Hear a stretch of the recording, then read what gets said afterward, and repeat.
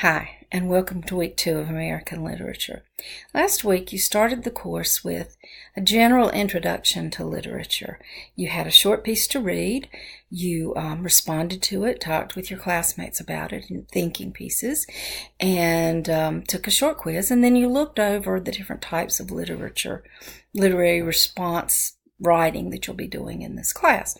So this week we actually begin our look at post-Civil War American literature. Civil War ended in 1865, and that's probably a reasonable place to start this realism literary movement. Now, literary movements are fluid. They don't begin or end on a specific day, obviously, but it's a definite change from the Romanticism that marked the first half of the 19th century. There's a video posted on Romanticism that you'll want to watch because you want to see what some of these authors are reacting against. In fact, Mark Twain, whom we'll look at first in Huckleberry Finn, said that his writing was a reaction to the literary offenses of American romantics. So it's important to watch that video. And then you'll take a quiz on the introductory historical material. Then you'll actually begin a look at Mark Twain. We'll start by looking at who he is, his many careers as a steamboat pilot, a printer, a news reporter, and obviously an author.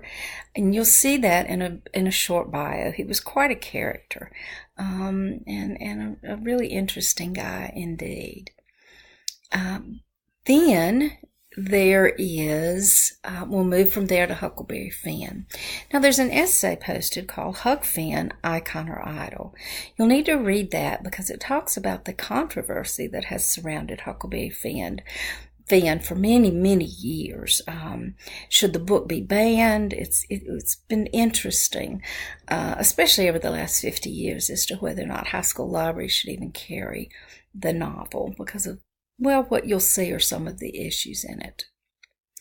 Then we'll ask you to read the first 16 chapters of Huck Finn. Why not the whole novel? Well, obviously part of it is because of time.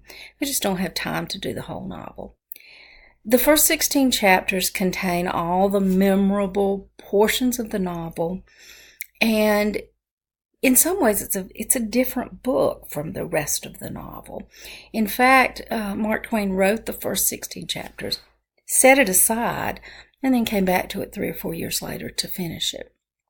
Now, you're welcome to read the whole novel if you want to, but if not, then there is an audio version of the whole novel. And then there's a video posted by one of our associate professors, Tim Parrish, that will discuss the remaining chapters, what happens after the portion that you read. It takes about 4 hours to listen to the audio version of the first 16 chapters. And even if you don't listen to the whole thing along with the reading, do read it. But even if you don't listen to the whole thing, I encourage you to listen to some of it because that interesting Mississippi Valley vernacular is really important to kind of hear as you see it on the page. Then you'll take a quiz and do another thinking piece. And then finally, you'll write your first critical response paper. You'll read an essay by Justin Kaplan, and you'll summarize and respond to that essay.